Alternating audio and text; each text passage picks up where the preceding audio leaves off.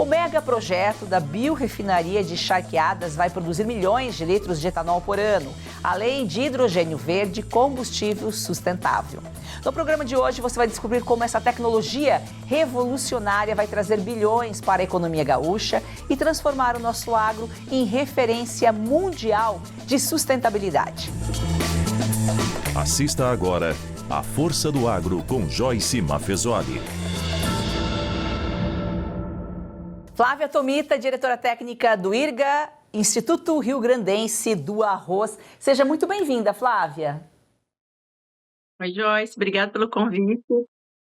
Biorefinaria transforma arroz gaúcho em biocombustível. Um projeto em implantação em Charqueadas prevê a produção anual de 635 milhões de litros de etanol, além de hidrogênio verde, combustível sustentável de aviação, que é o SAF. Uma iniciativa aí que promete impulsionar a bioenergia, fortalecer a economia rural e colocar o estado como referência em inovação e sustentabilidade. Por que o arroz foi escolhido como matéria-prima para produzir biocombustíveis, Flávia? Se você quiser explicar um pouquinho, né? Esse projeto chegou para vocês, chegou pro IRGA. Pode falar um pouquinho como foi aí esse processo? Inicialmente, Joyce, eu queria dizer, né, que o Instituto Rio Grandense do Arroz, ele é uma autarquia, né, do Estado, vinculada à Secretaria da Agricultura, e nós trabalhamos com pesquisa de arroz há 86 anos. Então, tudo que envolve o arroz aqui no estado do Rio Grande do Sul, e é produtor de 70% da produção do Brasil, o IRGA está dentro. E o arroz, ele possui um elevado teor de amido. E com isso, esse amido ele pode ser convertido, né, em açúcares fermentáveis e posteriormente o etanol. Então, seria uma boa matéria-prima para a produção de etanol. Ô Flávia, como você falou, 86 anos de IRGA, referência e tudo que se trata de arroz aí, com certeza o Instituto faz parte. Então, o projeto aí chegou ao instituto certo e que tem um papel relevante que vai dar um destino aí, vai ajudar a colocar em prática essa iniciativa, essa ideia. Sim, chegou no instituto certo, né? E também a gente agora procurando, né, novas informações, a gente vê também que tem vários projetos já em andamento, né? Então o IRGA está entrando em contato com todos que estão participando, já tem a gente vai entender, né, exatamente como funciona toda essa parte, né, que é uma parte nova para nós, né, a gente está acostumado à produção de cultivares, a manejo, mas não essa parte, né, de combustíveis, né, então estamos sentando, já fomos visitar uma usina de biocombustível em Santiago, né, que está ali no iniciozinho, mas a gente foi conhecer como funciona, conversar com os técnicos para a gente conseguir entender, né, como o IRGA vai conseguir ajudar esse produtor, né. Tem toda a questão das cultivares, né, que o IRGA produz cultivares, os produtores tiveram uma busca muito grande, né, esse ano pelo arroz gigante, que é uma cultivar da Embrapa, né, que ele foi feito para o etanol, né. Então, a gente ajuda, a gente entra em contato com a Embrapa, né, para tentar colocar esse produtor, para ver se tem essa semente, né, para eles começarem a produzir.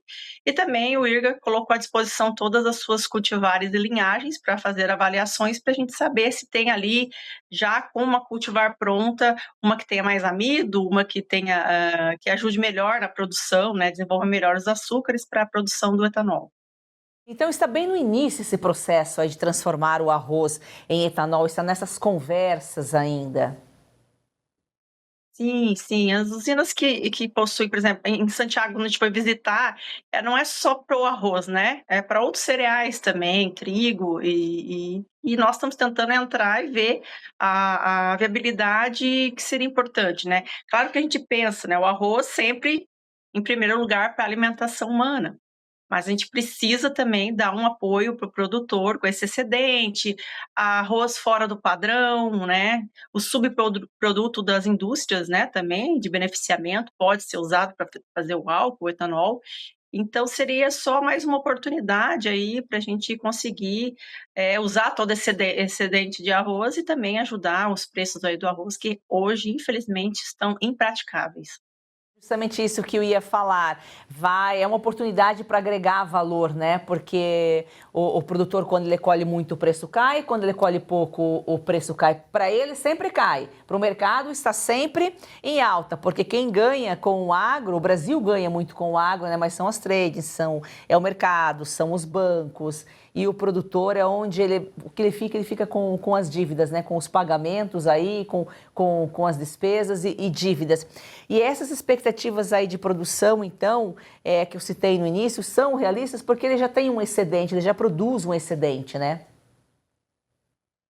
Sim, nesse projeto, né, que nos foi apresentado pelo senhor Wilson, né, é um projeto bem grande, né, e ele produziria ali até acho que 60% do álcool, do etanol utilizado no Rio Grande do Sul.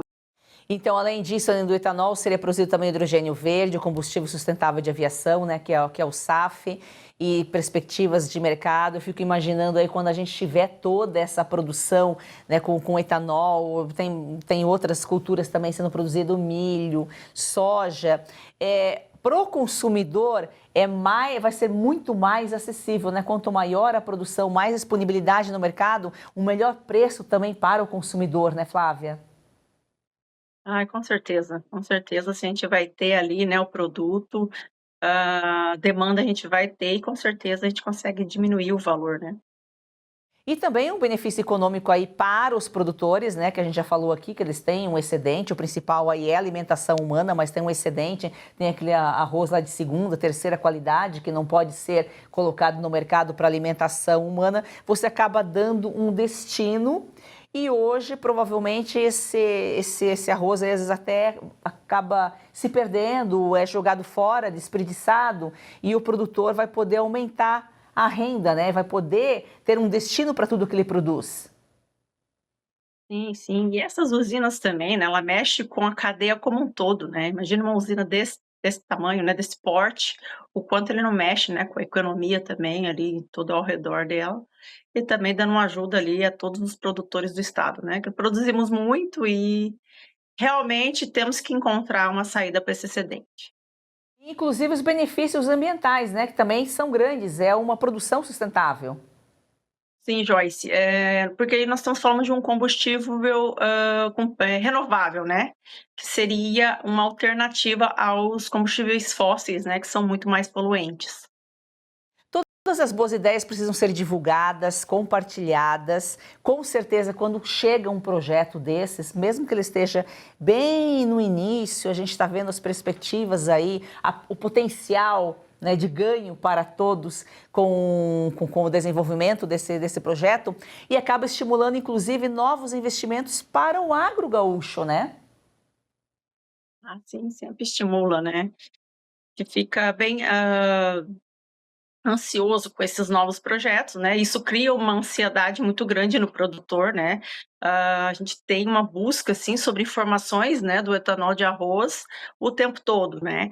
Isso é bom também, que isso gera curiosidade também das universidades, então a gente está junto com algumas universidades também, já trabalhando com eles, dando todo o apoio, né, colocando à disposição, né, o que o IRGA tem em laboratório, em cultivares e o que a gente puder ajudar, a gente está ajudando, contribuindo com as universidades. Então isso gera, né, essa vontade da pesquisa, essa vontade de tentar fazer dar certo. Então a gente tem várias frentes neste momento querendo trabalhar com etanol de arroz aqui dentro do estado.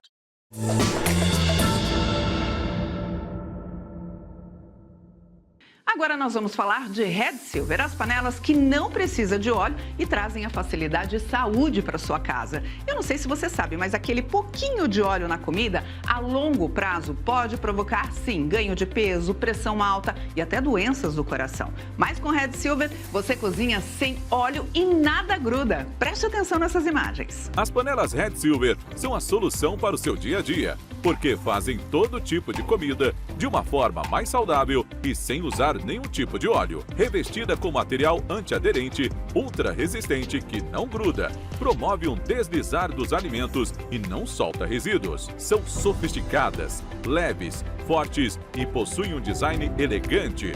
a combinação perfeita para a sua cozinha. Gente, não precisa de óleo, não gruda e vai em todos os fogões. E hoje tem promoção.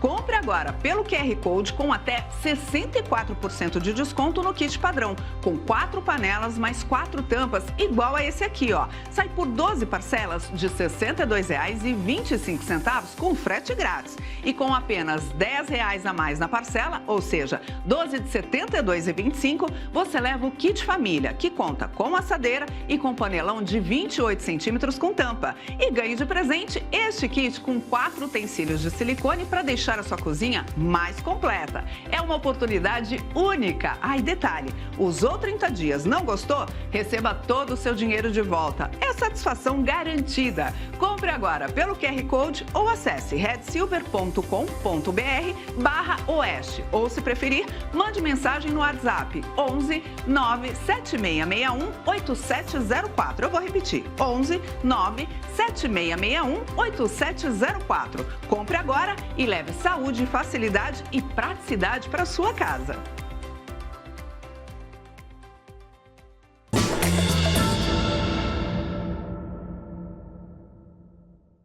Agro, produção e ciência andam lado a lado, acaba estimulando também aí as pesquisas, os estudos. Ainda é cedo, mas provavelmente dando certo aí, vocês colocando em prática no Rio Grande do Sul, esse modelo possivelmente poderá ser aplicado inclusive em outras regiões produtoras do Brasil, né, produtoras de arroz. Sim, tendo a matéria-prima, com certeza é bastante viável ter outros projetos fora. Bom, ainda não há uma divisão, né, de como será feita aí o que é destinado ao mercado alimentício, ao mercado energético, porque nós estamos falando de algo muito embrionário. Sim, não tem, mas assim, com certeza, né, o arroz, ele é focado, né, para a alimentação humana, e a gente vai usar apenas o excedente disso e aquele subproduto que eu te falei, da indústria, do beneficiamento e o arroz fora de padrão. Então, tem tranquilamente como fazer essa divisão bastante justa. Agora, Flávia, vocês já conseguiram ver aí uma perspectiva, imaginar qual o futuro da cadeia produtiva do arroz gaúcho com a entrada no setor de bioenergia? Olha, uma esperança para a gente bem real, tá? Hoje o produtor está vivendo um momento bastante complicado, né? Eu estou no IRGA apenas 12 anos, um desses 86 anos. O que a gente conversa com todos, assim, os produtores, é que a gente nunca passou por uma crise tão grande como essa, né? Então, estamos trabalhando, então a esperança do produtor é, né, diminuir esse excedente para melhorar os preços do arroz, né? O arroz um valor muitíssimo baixo, saiu um custo de produção do IRGA essa semana, R$15 mil aproximadamente para você semear 1 hectare de arroz. E as vendas, né, cada vez mais baixo, né, o valor do saco do arroz, e isso está deixando o produtor cada vez mais endividado, né, e o IRGA, né, trabalhando com o produtor, recebendo a taxa CDO, está aqui à disposição para ajudar a cadeia, né, a ajudar o produtor a ter novas alternativas, né, para esse arroz.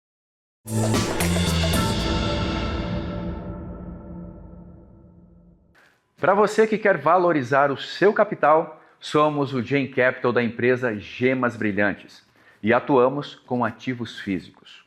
Nossa empresa é para você que tem dinheiro parado nos bancos, investe em ações ou em outros mercados que oscilam diariamente. Agora você pode atuar com segurança no mercado de pedras preciosas e joias. Conosco, você vai aumentar seus lucros em diamantes certificados de alto valor e joias em ouro, com retornos fixos mensais acima da média. Entre em contato agora com a nossa central de atendimento pelo WhatsApp 0800 000 4998 ou escaneie o QR Code na tela e seja direcionado imediatamente.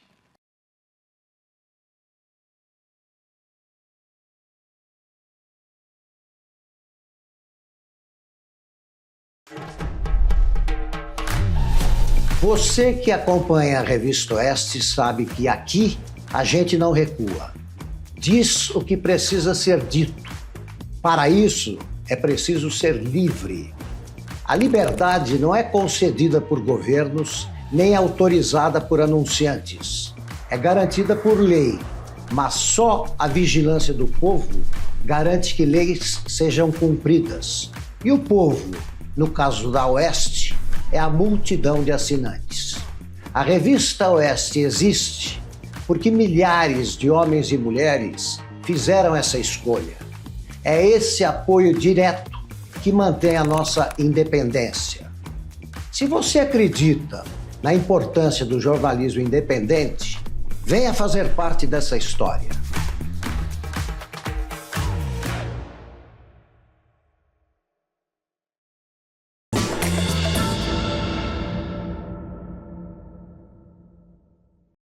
Me corrija se eu estiver errada, até para quem está na cidade ter uma ideia, a saca caiu de 120 para 60 reais da safra anterior para essa, Exatamente. né, Flávia?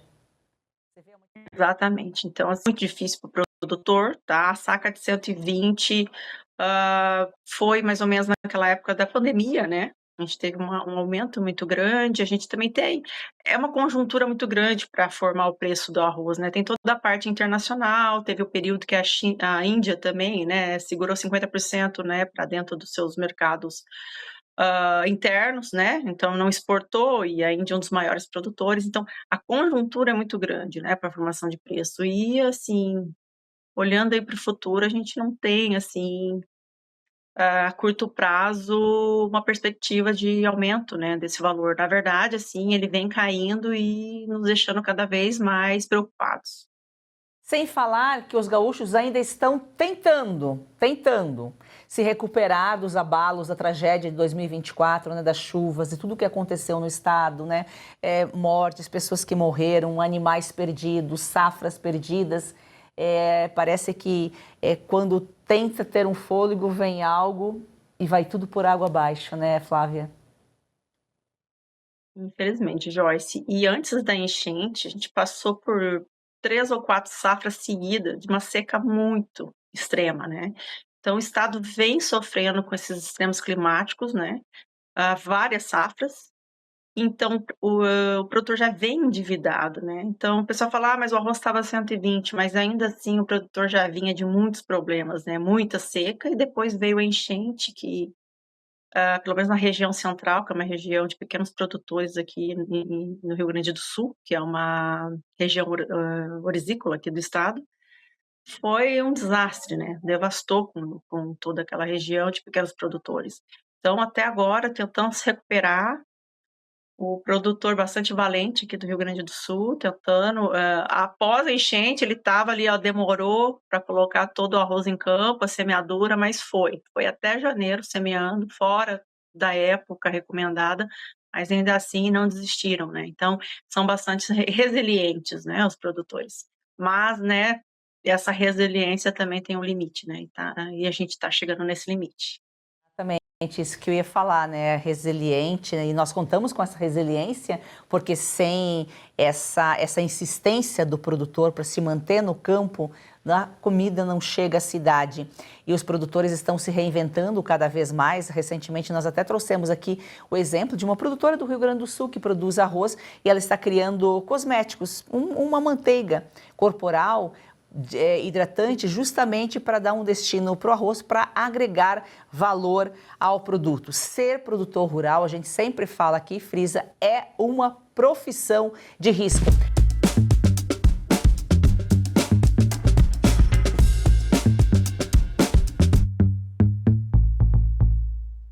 Mês de aniversário de A Força do Agro, comemorando aí 3 anos, iniciamos hoje um novo quadro aqui às terças-feiras.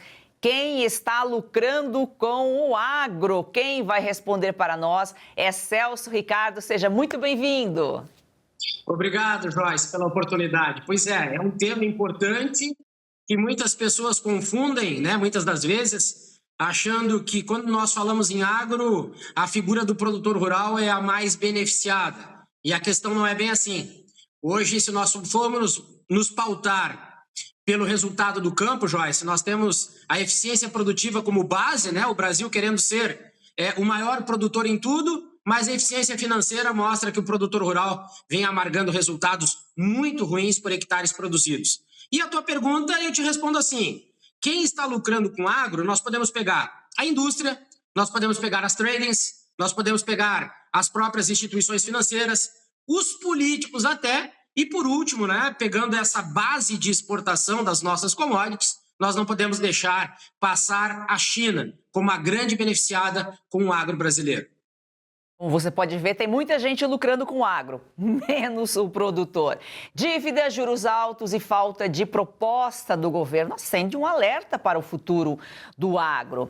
Essa renegociação de dívidas aí, proposta pelo governo, Celso, pode aliviar aí o problema ou piorar ainda mais a situação e comprometer até as próximas safras? Joyce, esse cenário, para mim, pelo que eu tenho estudado e acompanhado, e até como produtor rural, ela vem para piorar muito a situação do nosso produtor rural brasileiro.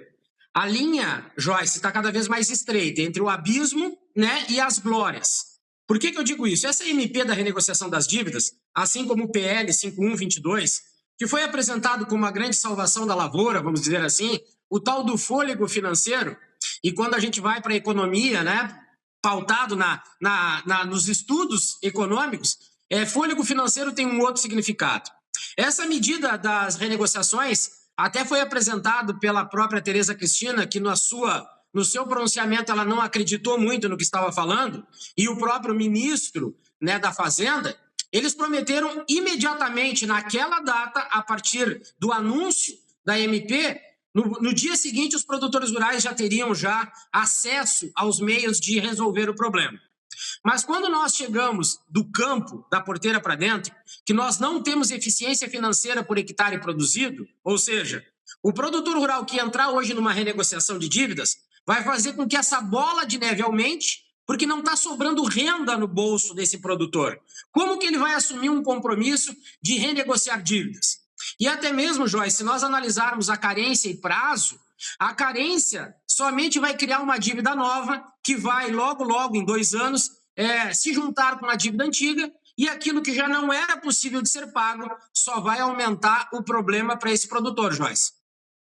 A situação é bem crítica, é bem complicada. Você vai acompanhar aqui, você vai entender que ser produtor rural no Brasil é uma profissão de risco, juros altos, dificuldade de financiamento. É difícil produzir sem financiamento, né, Celso? Como que o produtor vai conseguir bancar as próximas safras? Joyce, como eu disse, nós já produzimos arroz, né? Plantamos arroz, já trabalhamos com gado de corte, e as margens são muito estreitas. No cenário atual, que o atual governo passa por uma dificuldade econômica muito grande, toda a parte financeira está ficando, né, ou boa parte dela, a cargo desses bancos, das entidades privadas, que trabalham com juros de mercado e também com a tal das vendas casadas. Com esse atual cenário do endividamento muito alto, Joyce, que eu trago aqui no programa, já ultrapassou 3 trilhões. O endividamento do produtor rural brasileiro já ultrapassou 3 trilhões. Então, esse cenário, somados a essa situação da MP, que junto dela veio, né, a mudança lá pelo Conselho Monetário Nacional, que fez com que as entidades financeiras, a partir de agora, comecem a analisar com mais profundidade o risco desse produtor, ou seja, é óbvio que o risco vai estar mais alto devido à falta de margem de lucro, questões climáticas, moeda, de mercado, enfim. O cenário da porteira para dentro, a partir de agora, com certeza vai aparecer um cenário muito pior devido a essa análise das entidades financeiras com base no risco. Se o risco estiver alto, não vai ter acesso a crédito. E vale lembrar, Joyce, que no plano safra, mais de 60% vai para o crédito de custeio, ou seja, para produzir. Se esse produtor rural não tiver acesso, com certeza as próximas safras vão estar comprometidas, Joyce. Responsabilidade de quem? Entra aí o governo, né? Diante do aumento das dívidas no campo, os impactos que podem provocar aí a produção agrícola, o governo precisa tomar uma providência, né, Celso? A gente não vê nem uma sinalização em relação a isso. Ele anuncia a renegociação de dívidas como uma saída, só como você colocou aqui, pode ser agravar ainda mais. A bola de neve vai continuar, vai rolando aí. Exatamente. A gente pega, por um lado, o governo anunciando valores altos, e isso já comprova que o nosso agro não está bem, porque a cada ano nós precisamos de crédito, um maior volume de crédito, nós estamos sempre renegociando dívidas. Esses aqui são 2 parâmetros que comprovam que não está bem. De um lado, o governo anuncia, mas, por outro lado, as instituições financeiras trancam. Então, Joyce, hoje, o que nós estamos acompanhando? Sinceramente, para mim, o governo federal está sendo o maior adversário do produtor rural. Por quê? Porque nós estamos importando cada vez mais adubos, fertilizantes, sementes, nós estamos importando também agora maquinários agrícolas. A China está mandando tratores, vai começar a mandar tratores para o Brasil montados, isso vai afetar a indústria, as montadoras aqui dentro do Brasil. Então, o governo facilita a entrada e descarrega uma carga tributária, custos altos de produção dentro do país. Se nós analisarmos Estados Unidos, Austrália, a própria China, que eles consideram protecionistas, e eu não acho que estão errados, a própria Europa, eles têm um valor, um apreço muito grande pelo produtor rural nesses países e até no bloco europeu. O Brasil faz o caminho contrário. Desvaloriza e prejudica quem produz internamente e favorece essa entrada. E, Joyce, realmente, o cenário para os próximos anos não são nada favoráveis. E além do produtor rural, vale lembrar que nós estamos falando de um setor que gera ou que gerou 4,5 trilhões entre PIB, exportação e impostos. Cada 3 empregos, 1 é do agro, ou seja, nós estamos jogando literalmente fora uma possibilidade de um setor que tem uma importância na economia muito grande e que vai comprometer não somente a segurança alimentar aqui interna nossa, mas como também a economia para os próximos 4 anos, Joyce. Um governo que é inimigo do agro, do produtor rural, ele é inimigo do próprio povo, da população. Porque se é ruim para o produtor, é pior ainda para o consumidor. A conta vai chegar, preços altos, economia escassa, tudo isso vai refletir no consumidor, na população, na economia do país, né, Celso? Perfeitamente, Joyce. Tu falou exatamente o cenário.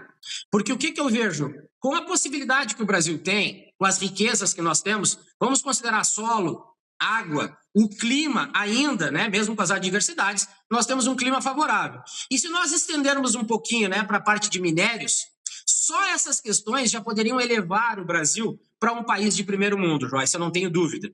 Mas só que nós, como a gente falou, vem percorrendo o caminho contrário, tendo no governo o maior obstáculo para nós. Toda essa responsabilidade cai em cima do governo, sim, porque se nós tivéssemos um trabalho de aproximação, o governo federal, a partir das medidas econômicas que poderia tomar internamente, assim como essas entradas de tudo isso que eu falei com tributação zero, nós poderíamos fomentar internamente a produção, reduzindo até mesmo a carga tributária, fomentando o aumento da produção no campo, gerando mais volume e valor. Automaticamente o governo teria o mesmo volume de arrecadação. E isso tem mostrado, Joyce, para nós, esse caminho contrário, que realmente o nosso governo, o atual governo, vê com maus olhos, e eu não entendo por quê, porque essa riqueza que nós temos e capacidade de produção, ela é invejada, vamos dizer assim, com o melhor sentido da palavra, por muitos países pelo mundo. Nós estamos fazendo, Joyce, o caminho contrário.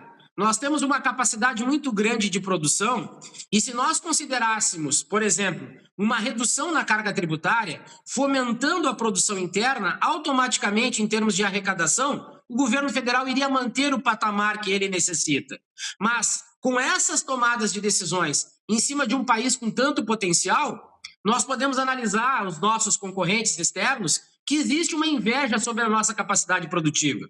Se nós tivéssemos um modelo de gestão específico, o Brasil poderia estar liderando o mercado mundial.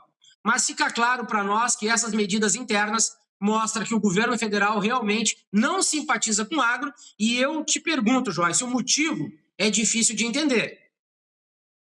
Está lucrando com o agro, a indústria, trading, China, bancos, governo, políticos. Nós vamos repetir isso aqui toda semana até você entender que o produtor não é vilão e uma nova política agrícola seja criada no Brasil. Celso, muitíssimo obrigada pelas suas informações. Até a próxima semana. Eu que agradeço a oportunidade e até o nosso próximo encontro, Joyce.